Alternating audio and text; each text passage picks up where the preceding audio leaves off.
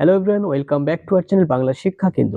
আজকের ক্লাসে মাধ্যমিক পরীক্ষার্থীর জন্য মধ্যশিক্ষা পর্ষদের টেস্ট পেপারের 247 পেজের ভৌত বিজ্ঞানের একটি প্র্যাকটিস সেট নিয়ে আলোচনা করব। তোমাদের ধৈর্য সহকারে পুরো ক্লাসটি দেখতে থাকবে। তো আজকের ক্লাসে আমাদের প্রথম প্রশ্ন এমসিকিউ আছে 15টি, তারপর আছে এসিকিউ এবং বট কোশ্চেনে আমরা নিউমেরিক্যাল কোশ্চেনগুলো সলভ করব। তো দেখা যাক আমাদের এমসিকিউ আজকে প্রথম প্রশ্ন কি আছে। এই কোশ্চেনটি হচ্ছে সারদা প্রসাদ ইনস্টিটিউশন হাই স্কুলের কোশ্চেন। তো প্রথম কোশ্চেন বলছে বিভাগ কয়ের তরলের ক্ষেত্রে বিবেচ্য কি হবে? দৈর্ঘ্য প্রসারণ, ক্ষেত্র প্রসারণ না আয়ত্ত প্রসারণ না কোনোটি নয়। তো একই সঠিক উত্তর হচ্ছে অপশন সি, আয়তন প্রসারণ is the correct answer. Next কোশ্চেনে কি বলছে? নেক্সট কোশ্চেনে বলছে শূন্যস্থান ও কোন মাধ্যমে আলোর বেগ যথাক্রমে সি ও ভি হলে মাধ্যমের প্রতিসরাঙ্ক কি হবে? অর্থাৎ নিউ সমান সমান আমরা কি জানি, প্রতিসরাঙ্ক equal to C by V. তাহলে অপশন কোথায় আছে? B number option, option B is the correct answer. একটি গোলীয় দর্পণের ফোকাস দূরত্ব দেওয়া আছে 10 সেমি, বক্রতা ব্যাসার্ধ কত হবে? আমরা কি জানি, আর ইকুয়াল টু বক্র ব্যাসার্ধ আছে আর 2 ইন্টু এফ। তাহলে এফ এর মান কত দেওয়া আছে? 10, তাহলে 2 ইন্টু 10 তার মানে কি 20 সেমি। তাহলে option C is the correct answer. Next question,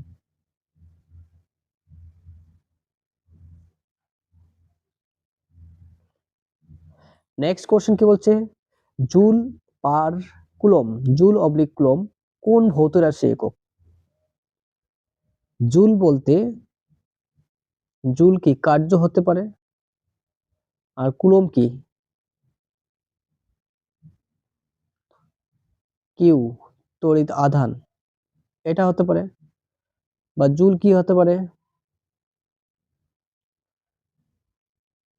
এটাই হতে পারে ডাব্লিউ বাই কিউ। অর্থাৎ এক্ষেত্রে আমরা একটা সূত্র আছে W equal to V equal to W equal to V into Q, তাই না? তাহলে ভি সমান সমান কি ডাব্লিউ বাই কিউ। তাহলে ডাব্লিউ বাই কিউ মানে কি ভোল্ট, অর্থাৎ বিভব প্রভেদ। তাহলে সঠিক উত্তর হচ্ছে, এই সঠিক উত্তর হচ্ছে option B is the correct answer. একের পাঁচ কি বলছে? সর্বাধিক ভেদন ক্ষমতা বিশিষ্ট একটি তেজস্ক্রিয় রশ্মি কোনটি হবে? 5 নম্বর কোশ্চেন বলছে সর্বাধিক ভেদন ক্ষমতা একটি তেজস্ক্রিয় রশ্মি কোনটি হবে? আলফা রশ্মি, বিটা রশ্মি না গামা রশ্মি না এক্স রশ্মি?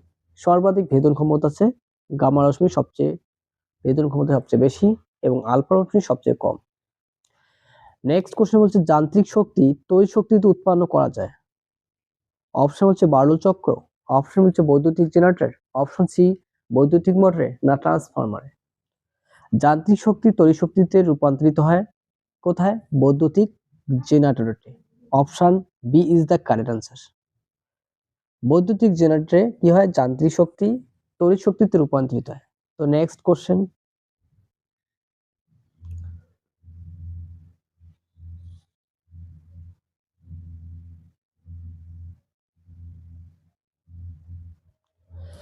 নেক্সট কোশ্চেন বলছে যে তাপমাত্রায় একটি আদর্শ গ্যাসের আয়তন শূন্য হয়, কোন তাপমাত্রায় আদর্শ গ্যাসের আয়তন শূন্য হয়?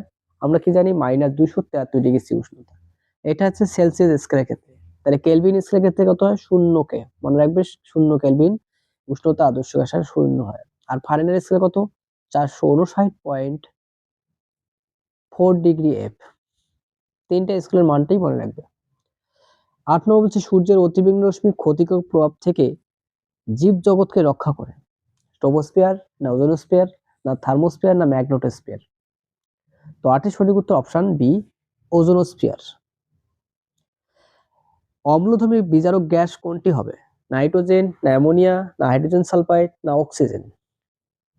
বলো, নয় সঠিক উত্তর কি হবে? একটি অম্লধর্মী বিজারক গ্যাস হচ্ছে হাইড্রোজেন সালফাইড, যেটা পচা ডিমের গন্ধযুক্ত গ্যাস। এটি কিপ যন্ত্রের সাহায্যে প্রস্তুত করা যায়।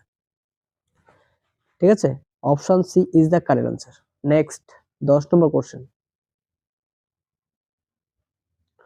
10 নম্বর এমসিকিউ কোশ্চেন বলছে প্রদত্ত হাইড্রোজেন ঘটিত যৌগ তড়িৎযোজী প্রকৃতির, কোনটি যৌগ হবে হাইড্রোজেন ঘটিত একটি তড়িৎ যৌগ? C12H22O11, NH3, H2S না O2S? বলো 10-এর সঠিক উত্তর কি হবে? Option B, ammonium. মেন্ডেলিফের মতে মৌলের ভৌত ও রাসায়নিক ধর্ম নির্ভর করে মৌলের কিসের উপর? 11 নম্বর সঠিক উত্তর কি হবে? অপশন ডি, পারমাণবিক ভরের উপর নির্ভর করে। Next 12 number question.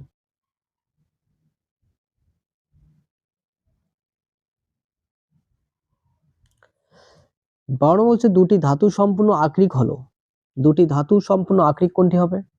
Option D is the correct answer, copper pyrite is option D is the correct answer. 13 question বলছে কোন গ্যাসের অক্সিজেন অণুর সাপেক্ষে 1.5 গুণ ভারী হলে গ্যাসটির আণবিক ভর কত?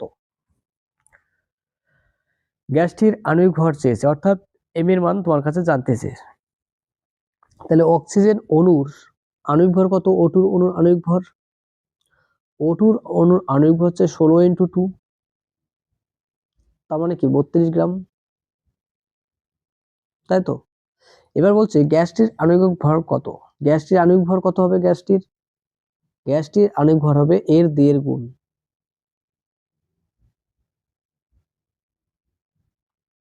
আণবিক ভর হবে 32 × 1.5 গুণ 1.5। এটাকে 1.5 দিয়ে গুণ করলে 48 গ্রাম পার মোল হচ্ছে গ্যাসটির আণবিক ভর। ঠিক আছে, নেক্সট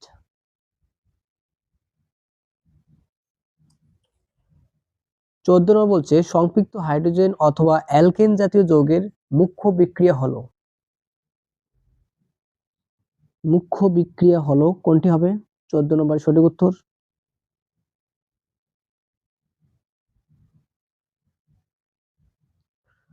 অপশন এ। ঠিক আছে, প্রতিস্থাপন বিক্রিয়া। তড়িৎ পরিবহনে অক্ষম পদার্থ কোনটি? 15 সঠিক উত্তর chloroform, CCl4 option C is the correct answer. তো আমাদের 15টি এমসিকিউ কোশ্চেন হয়ে গেল। এবার আমরা এসিকিউ কোশ্চেন গুলো নিয়ে আলোচনা করব। এসিকিউ কোশ্চেনের প্রথম প্রশ্ন কি বলছে? প্রাকৃতিক সৌরপর্দা বা পৃথিবীর ছাতা বায়ুমণ্ডলের কোন স্তরকে বলা হয়? বলো সঠিক উত্তর কি হবে? অপশন সঠিক উত্তর হচ্ছে ওজোনোস্ফিয়ারকে প্রাকৃতিক ছাতা বা সৌরপর্দা বলা হয়। ঠিক আছে, ওজোনোস্ফিয়ার বা এটাকে ট্রোপোস্ফিয়ার স্ট্র্যাটোস্ফিয়ারও বলা যায়। কোলবেট এর মধ্যে কোন জ্বালানি গ্যাস থাকে বলো? কোলবেটের মধ্যে কোন জ্বালানি গ্যাস থাকে? এর সঠিক উত্তর হচ্ছে মিথেন থাকে, CH4। অথবা বলছে বায়ুমণ্ডলের কোন স্তরে উচ্চতা বৃদ্ধির সাথে সাথে উষ্ণতা বৃদ্ধি পায়? সঠিক উত্তর হচ্ছে stratosphere is the correct answer. Next কি বলছে? নিচের বিবৃতি সত্য না মিথ্যা লিখতে বলছে। 30°C এবং 300 এর মধ্যে 30°C উষ্ণতর, মানে 30° সবচেয়ে বেশি উষ্ণতর। তাহলে 30°C থেকে আমরা যদি কেলভিন করি তাহলে কি হবে? 273 যোগ করে দাও, তাহলে কত? 303 কে হচ্ছে। তাহলে 303 কে বড় না 300 কে বড়? তাহলে 303, তাহলে সত্য হবে, ট্রু। ঠিক আছে, সত্য। নেক্সট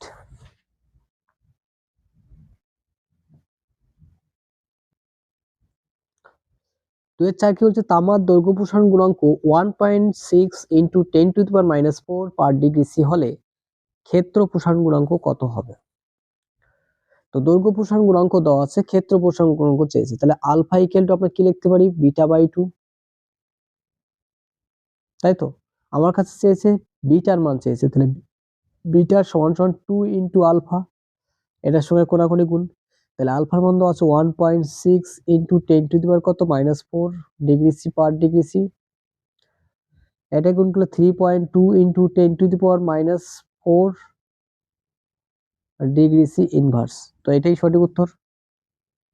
ঠিক আছে, নেক্সট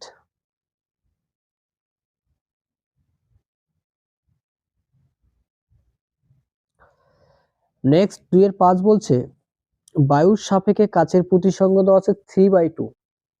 তাহলে কার রেসপেক্টে বলছে? বায়ুর সাপেক্ষে কাচের প্রতিসংখ্য, গ্লাস এয়ার, কত দেওয়া আছে? 3/2। আমার কাছে চেয়েছে কাচের সাপেক্ষে বায়ুর প্রতিসংখ্য, তাহলে এবার এয়ার গ্লাস, তাহলে কি হবে? 1/,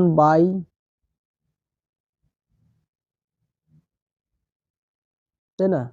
এটাকে লেখা যায় 1/3/2, তার মানে উল্টে গেলে কি হবে? 2/3। 2/3 ইজ দ্য কারেক্ট আনসার। তো নেক্সট 2/6 বলছে আলোর কোন ধর্মের জন্য দিনের বেলা আকাশকে আমরা নীল দেখি? উত্তর হচ্ছে বিক্ষেপণ ধর্ম। একটি সমান্তরাল কাচ ফলকের ফোকাস দূরত্ব কত? খুবই ইম্পর্টেন্ট কোশ্চেন। ইনফিনিটি বা অসীম। 2 কুলম্ব আধান 3 ভোল্ট বিভব প্রবাহের মধ্যে দিয়ে যেতে কত কার্য করতে হবে? ফর্মুলা কি? W=V/Q। বিভব প্রভেদ কত দেওয়া আছে? 3 ভোল্ট। কত কুলম্ব আধান? 2, তাহলে গুণ করলে কত? 6 জুল। সঠিক উত্তর option, 6 joule is the correct answer. Fuse তারকে মূল বর্তনীর সঙ্গে কোন সমবায়ে যুক্ত করা হয়? সঠিক উত্তর হচ্ছে ফিউজ তারকে শ্রেণী সমবায়ে যুক্ত করা হয়। ফিউজ তারের দুইটা ধর্ম কি? উচ্চ রোধযুক্ত, কম গলনাঙ্ক বিশিষ্ট। ফিউজ তার তৈরি হয় টিন এবং সীসার সংকর ধাতু দিয়ে। তো নেক্সট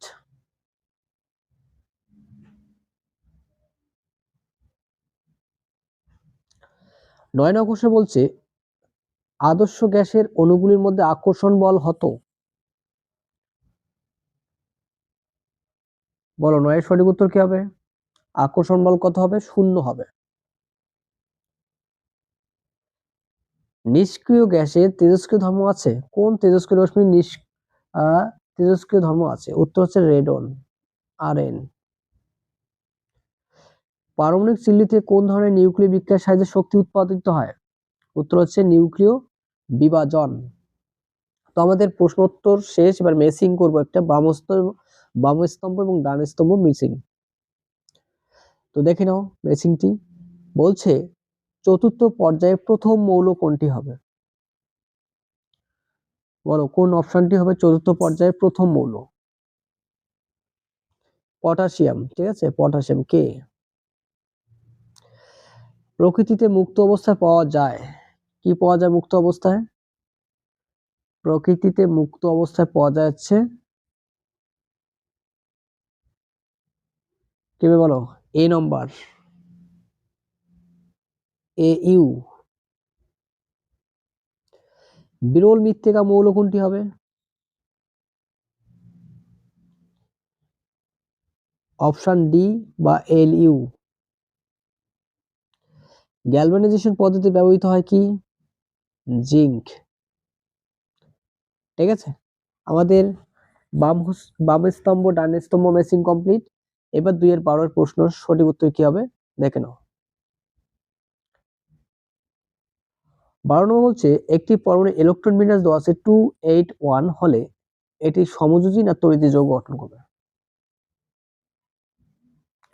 এটা অবশ্যই তড়িৎ যৌগ গঠন করবে, কারণ সর্বশেষ কক্ষে কে কক্ষে 2টো, L কক্ষে 8টা, M কক্ষে ইলেকট্রনটা যে আছে সেটা বর্জন করবে। বর্জন করলে কি হবে? ওর মাথায় আসবে পজিটিভ চিহ্ন। ঠিক আছে, তো অর্থাৎ এটা তড়িৎ যৌগ গঠন করবে। তো নেক্সট, একটি ক্ষারীয় মৃত্তিকা মৌলের উদাহরণ দাও যা সমযোজী যৌগ গঠন করতে পারে।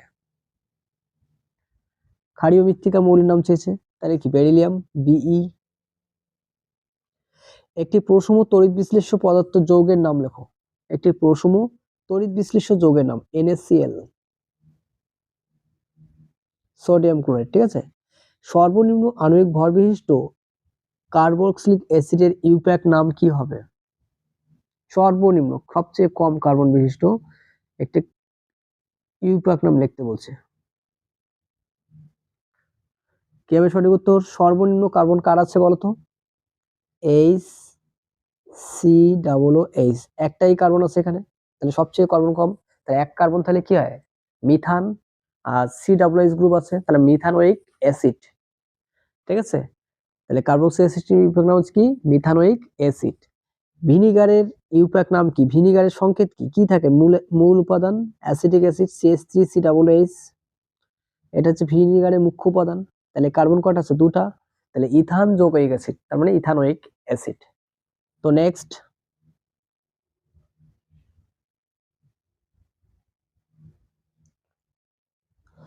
15 বলছে 3টি কার্বনযুক্ত অ্যালকানের নাম ও গঠন সংকেত লিখতে বলছে। 3টি কার্বন আছে, এমন একটি অ্যালকানের নাম এবং গঠন সংকেত তোমাকে লিখতে বলছে। বলো কি হবে?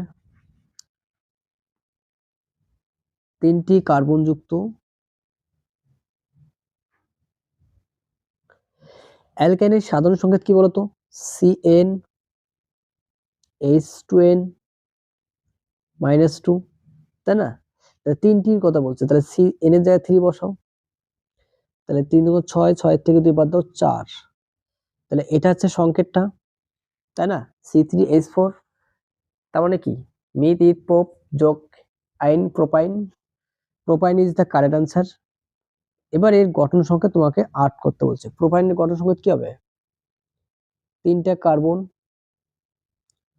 কার্বনে কার্বনে ত্রিবন্ধন দাও, এখানে একটা হাইড্রোজেন, এখানে 3 দিকে 3টা হাইড্রোজেন দাও। ঠিক আছে, এটা হচ্ছে প্রোপাইনের গঠন সংকেত। তো নেক্সট কোশ্চেন,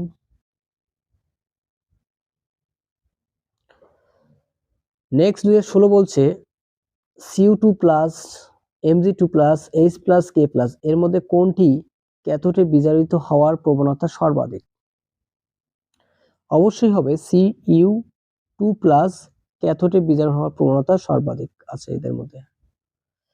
ফেরিক ক্লোরাইডের জলীয় দ্রবণে অ্যামোনিয়ার জলীয় দ্রবণ যোগ করলে যে পদক্ষেপ পড়ে তার সংকেত কি হবে? ফেরিক হাইড্রোক্সাইড উৎপন্ন হবে, ঠিক আছে? FeOH ব্র্যাকেট দিয়ে 3। তাহলে 2 এর সূত্র অর্থ হচ্ছে ফেরিক হাইড্রোক্সাইড FeOH3। অ্যামোনিয়া থেকে উৎপন্ন একটি অজৈব সারের নাম এবং সংকেত লিখতে বলছে। অ্যামোনিয়া থেকে উৎপন্ন একটি অজৈব সারের নাম কি? Ammonium phosphate. সংকেতটা কি হবে? সংকেতটা হবে NH4,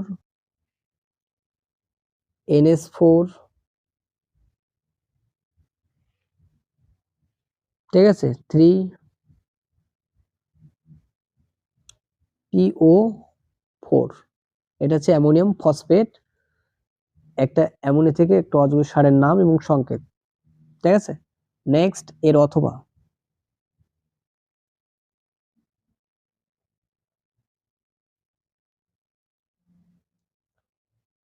অথবা কোশ্চেনটি বলছে অ্যামোনিয়ার জলীয় দ্রবণে 1 ফোঁটা ফেনল প্রোপাইলেন যোগ করলে দ্রবণের রঙের কি পরিবর্তন হবে? কি হবে? দ্রবণটি গোলাপি বর্ণ ধারণ করবে, গোলাপি বর্ণ ধারণ করবে। তো আমাদের এসিকিউ কোশ্চেন শেষ। এবার এক এক করে আমি নিউমেরিক্যাল কোশ্চেনগুলো আলোচনা করছি, তোমার ধৈর্য সহকারে সেগুলো নোট করে খাতায় লিখে প্র্যাকটিস করবে। প্রথম প্রশ্ন বলছে একটা প্রশ্ন, এটা তো তোমাদের টেক্সট বই বা নোট বই থেকে পড়তে পারবে। এবার নিউমেরিক্যাল কোশ্চেন হিসেবে একটা আছে 3-2, দেখো সলিউশন কি আছে এটা। বলছে ঘরের তাপমাত্রায় 76 সেমি পারদচাপে নির্দিষ্ট গ্যাসের আয়তন 1 লিটার, তাপমাত্রা অপরিবর্তিত। এখানে তাপমাত্রা অপরিবর্তিত কথা বলছে, তার মানে বুঝে নেবে অপরিবর্তিত উষ্ণতা বা স্থির উষ্ণতা বা একই তাপমাত্রা যদি থাকে তাহলে জানবে বয়লের সূত্রের অঙ্ক। তাহলে 19 সেমি পারদচাপে গ্যাসটির আয়তন কত হবে সেটা বের করতে বলছে। তো দেখে নাও সলিউশনটি এক নজরে। তো আমরা বয়লের সূত্র থেকে কি করে পাই? বয়লের সূত্র পাই কি? P1V1 বাই P2, 3-2 এর উত্তর। তো ফর্মুলা হচ্ছে P1V1 বাই P2V2 সমান P2V2। প্রাথমিক যত আছে 76 সেমি, অন্তিম আয়তন প্রাথমিক আয়তন 1 লিটার, অন্তিম চাপ P2 আছে 19 সেমি, V2 আছে প্রশ্ন চিহ্ন। তবে এই মানটা বসার পর কাটাকাটি করে আমাদের অ্যান্সার আসবে 19 দিয়ে এটাকে যদি কাটি 4 হয়, তাহলে answer 4 litre is the correct answer. ঠিক আছে, তো নেক্সট কোশ্চেন। নেক্সট এই কোশ্চেন একটি অথবা বলছে 27 ডিগ্রি সি উষ্ণতায় 750 mmHg চাপে 0.324 গ্রাম গ্যাসের আয়তন 280 সিসি হলে গ্যাসটির আণবিক গুরুত্ব কত হবে? খুবই গুরুত্বপূর্ণ একটি প্রশ্ন। তো সলিউশনটা এক নজরে দেখে নাও। আমরা কি জানি? পিভি সমান W/mRT, এখানে গ্যাসের চাপ দেওয়া আছে 750 mmHg চাপে। মনে রাখবে পিভি সমান W/mRT সূত্রে অঙ্ক করার সময় চাপটি যদি অ্যাটমোস্ফিয়ার এককে না দেওয়া থাকে তাহলে mmHg থেকে অ্যাটমোস্ফিয়ার যেতে গেলে 760 দিয়ে ভাগ করতে হবে। তার জন্য আমরা কি করলাম, 750 কে 60 দিয়ে ভাগ করলাম। এবার যদি এখানে সেমি এজি থাকতো তাহলে 76 সেমি দিয়ে ভাগ করতাম। গ্যাসের ভর কোশ্চেনে দেওয়া ছিল 0.324 গ্রাম। নেক্সট গ্যাসের আয়তন দেওয়া ছিল 280 সিসি। সিসি দেওয়া থাকলে এটাকে অবশ্যই লিটার আনতে হবে, তার জন্য 1000 দিয়ে ভাগ করা হলো।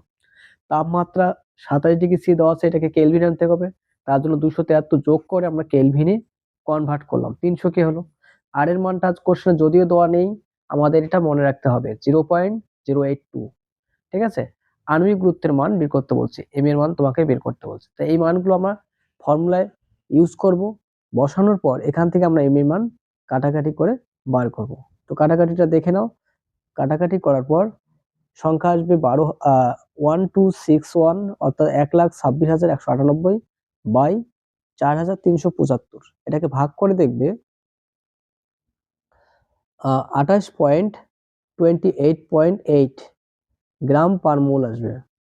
ঠিক আছে, তো এই ছিল আমাদের এই কোশ্চেনটির অ্যান্সার। নেক্সট কোশ্চেন, নেক্সট বিভাগ ঘয়ের প্রশ্ন হচ্ছে, এই প্রশ্ন উত্তরগুলো নোট বই বা টেক্সট বই থেকে পড়তে পারবে। নিউমেরিক্যাল কোশ্চেন হিসেবে আছে একটা হচ্ছে 4.4 দেখে নাও কোশ্চেনটি 4.4 কি বলছে। প্রদত্ত বর্তনীর এবি বিন্দুর তুল্যরোধ নির্ণয় করতে বলছে। একটা বর্তনী দেওয়া আছে, সেই বর্তনীর তোমাদের তুল্যরোধ বের করতে বলছে। ঠিক আছে, এইরকম বর্তনীটা, তো এই বর্তনীটি তোমাকে তুল্যরোধ বের করতে বলছে। প্রান্ত একটা দেওয়া আছে এ আর এদিকে বি, এই দুইটা প্রান্তে তোমাকে তুল্যরোধ বের করতে বলছে। তো দেখে নাও এক নজর সলিউশনটি। নেক্সট হচ্ছে 4.4, এই যে 20 ওহম আর এই 20 ওহম, এই দুটো আছে সমান্তরাল সময় যুক্ত আছে। তাহলে 20 ওহম আর 20 ওহমের সমান্তরাল সময় তুল্যরোধ কি হবে, 20 × 20 আর নিচে 20 + 20, অর্থাৎ সূত্রটা হচ্ছে উপরে R1 R2 নিচে R1 + R2, অর্থাৎ এই দুটো উপরে যোগফল, নিচে উপরে গুণফল, নিচে যোগফল। তো এটার থেকে আমাদের পাবো হচ্ছে 10 ওহম। ঠিক আছে, এবার 10 ওহম যখন হলো তখন আমাদের এটাতে পুরোতে 10, এবার 3টা হচ্ছে সিরিজ লাইনে যুক্ত, অর্থাৎ শ্রেণী সময়ে যুক্ত। তাহলে এর তুল্যরোধটা কি হবে, এবি প্রান্তের মধ্যবর্তী বিন্দুর তুল্যরোধ হবে 10 + 10 + 10, অর্থাৎ 30 ওহম। ঠিক আছে, নেক্সট কোশ্চেন। নেক্সট কোশ্চেন জুলের সূত্র ভালো করে পড়বে, এবছর মাধ্যমিক পরীক্ষার জন্য খুবই ইম্পর্টেন্ট আছে। নেক্সট এর অথবা একটা বলছে, একটি বাড়িতে 10টি 40 ওয়াট, 5টি 80 ওয়াটের পাখা, একটি 80 ওয়াটের টিভি দৈনিক 6 ঘন্টা করে চলে। 30 দিনের একটি মাসে ওই বাড়িতে তড়িৎশক্তি ব্যয় বিওডি এককে নির্ণয় করো। প্রতি ইউনিট 5 টাকা হিসেবে ওই মাসে বাড়ির খরচ নির্ণয় করতে বলছে। এই কোশ্চেনটি খুবই গুরুত্বপূর্ণ, এবছর তোমাদের ইলেকট্রিক বিল বের করা কোশ্চেন আসতে পারে। তো আমরা কোশ্চেনের সলিউশন এক নজরে দেখে নাও ঝটপট।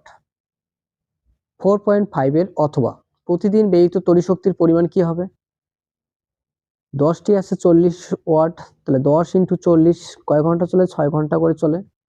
5 × 80 ওয়াট, 6টা পাকা। 1 × 80 × 6, 6 ঘন্টা ওয়াট আওয়ার। এগুলো সব গুণ করে যোগ করে দাও, করলে 5280 ওয়াট আওয়ার আসবে। ঠিক আছে, এটাকে আমরা কি করবো, কিলোওয়াট করবো, 1000 দিয়ে ভাগ করে কিলোওয়াট করলাম। আর কিলোওয়াট বা ভোল্ট একই ইউনিট, ওই জন্য অবলিক দিয়ে লিখছে। এবার 30 দিনে মোট ব্যয়িত তড়িৎশক্তির পরিমাণটা কত আসবে, 5.28 কে 30 দিয়ে গুণ করবো। 5.28 এটা হচ্ছে প্রতিদিনে ব্যয়িত তড়িৎশক্তি, তাকে 30 দিয়ে গুণ করবে, গুণ করে আসবে 158.4 ভোল্ট। ঠিক আছে, তাহলে এক ইউনিটের দাম কত, 5 টাকা, তাহলে 5 দিয়ে গুণ করলে তোমার হচ্ছে 792 টাকা is the correct answer. Next question. Next 4.6 কি বলছে, একটি তেজস্ক্রিয় পরমাণু এক্স, ভর সংখ্যা 235, পারমাণবিক সংখ্যা 292, এর নিউক্লিয়াস থেকে একটি আলফা ও 2টি বিটা কণা নির্গত হলো, ওয়াই মৌল গঠিত হলো। ওয়াই এর ভর সংখ্যা, পারমাণবিক সংখ্যা নির্ণয় করতে বলছে। দেখাও যে অন্তিম নিউক্লিয়াসটি প্রথমটির আইসোটোপ। তার মানে একটা পরমাণু অর্থাৎ এক্স এর ভর সংখ্যা দেওয়া আছে 235, পারমাণবিক সংখ্যা দেওয়া আছে 92। এবার এই নিউক্লিয়াস থেকে কি হচ্ছে, একটি আলফা কণা নির্গত হয়েছে, দুটি বিটা নির্গত হয়েছে। আমরা কি জানি, একটি আলফা কণা নির্গত হলে ভর সংখ্যা 4 একক কমে, পারমাণবিক ক্রমাঙ্ক 2 একক কমে। আর বিটা সংখ্যা নির্গত হলে কি হয়, বিটা সংখ্যা নির্গত হলে ভর সংখ্যার কোনো পরিবর্তন হয় না। তাহলে কি হয়, পারমাণবিক ক্রমাঙ্ক 1 একক করে বৃদ্ধি পায়। ঠিক আছে। আর আরেকটা রশ্মি আছে, তেজস্ক্রিয় রশ্মির মধ্যে আরেকটা আছে, সেটা হচ্ছে গামা রশ্মি, আলফা বিটা গামা। এই গামা রশ্মি কি হয়, নির্গত হলে কোনো পরিবর্তন হয় না। তো দেখেন সলিউশনটা কিভাবে পরীক্ষা করবে।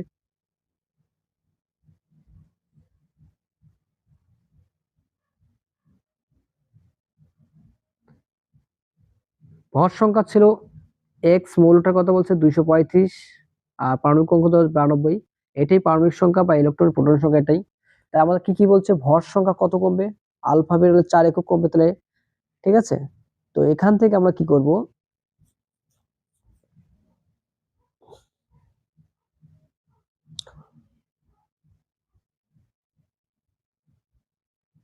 এখানে এত কিছু লাগবে না, এগুলো বেকার করছে। এই জায়গা থেকে তোমাদের করলেই হবে। আলফা বের এলে কি হবে, ভর সংখ্যা 4 একক কমবে, তাহলে 231। আর দুটা বেটা বেরোলে 2 বুটন যোগ হবে, আর আলফার জন্য -2 হবে, তার মানে 231 নিচে 92। এটা ছিল এক্স ও ওয়াই এর মৌলটির কি ভর সংখ্যা কত, 231 আসলো, আর পারমাণবিক অঙ্ক আসলো 92। এটা হচ্ছে নতুন মৌলটি। এবার দেখো তো, নতুন এবং অন্তিম মৌলটির পারমাণবিক সংখ্যা একই আছে, ভর সংখ্যাটা কি ডিফারেন্ট আছে। তাহলে এক্স ও ওয়াই এর প্রোটন সংখ্যা সমান, ভর সংখ্যা আলাদা, তাই এরা পরস্পরের আইসোটোপ হবে। তো নেক্সট কোশ্চেন 4.7 কি বলছে, জিঙ্ক অক্সাইডকে কার্বন সহ উত্তপ্ত করলে ধাতব অক্সাইড ও কার্বন মনোঅক্সাইড উৎপন্ন হয়। 40.685 গ্রাম জিঙ্ক অক্সাইড থেকে 31.785 গ্রাম জিঙ্ক আর 14 গ্রাম কার্বন মনোঅক্সাইড উৎপন্ন করতে কত গ্রাম কার্বন উৎপন্ন হবে, বিক্রিয়াটিতে কত মোল কার্বন মনোঅক্সাইড উৎপন্ন হয়। তো দেখে নাও রিঅ্যাকশনটি।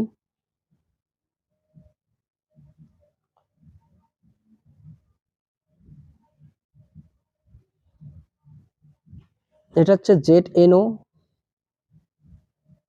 জিঙ্কে কার্বনের সঙ্গে বিক্রিয়া করছে, তাহলে উৎপন্ন হচ্ছে zinc Zn plus CO carbon monoxide. কোশ্চেনে দেওয়া ছিল 40.600,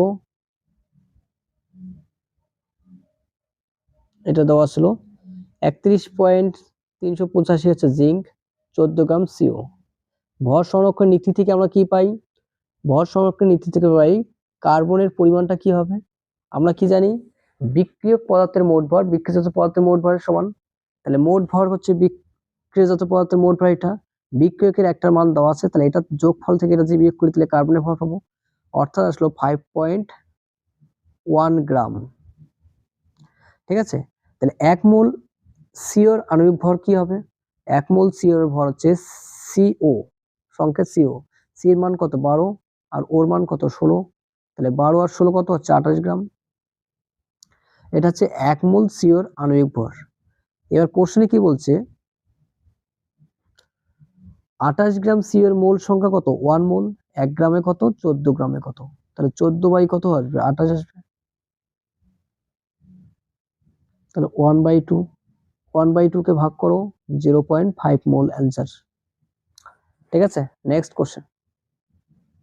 নেক্সট অথবা বলছে 20 গ্রাম একটি কঠিন যৌগ এক্স কে উত্তপ্ত করলে 9 গ্রাম ভরের একটি কঠিন যৌগ ওয়াই এবং একটি বর্ণহীন গ্যাস জেড উৎপন্ন হয়। জেটের এসটিপিতে আয়তন 5.6 লিটার হলে জেটের আণবিক ভর কত। তো এক ঝলকে সলিউশনটা দেখে নাও।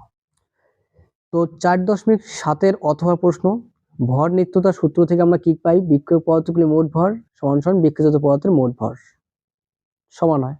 তাই এখান থেকে আমরা জেটের ভর কি পেতে পারি, জেটের ভর পাবো 20 থেকে 9 মাইনাস করো তাহলে 11 গ্রাম।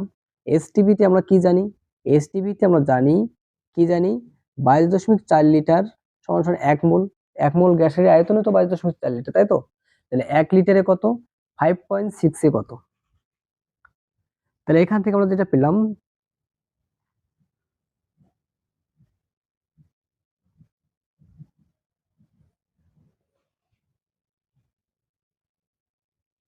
এটাতে কাটাকাটি করা যাবে, 4 আসবে, 1/4। এটাকে ভাগ করলে হচ্ছে 0.25 মোল ইজ দ্য কারেক্ট আনসার।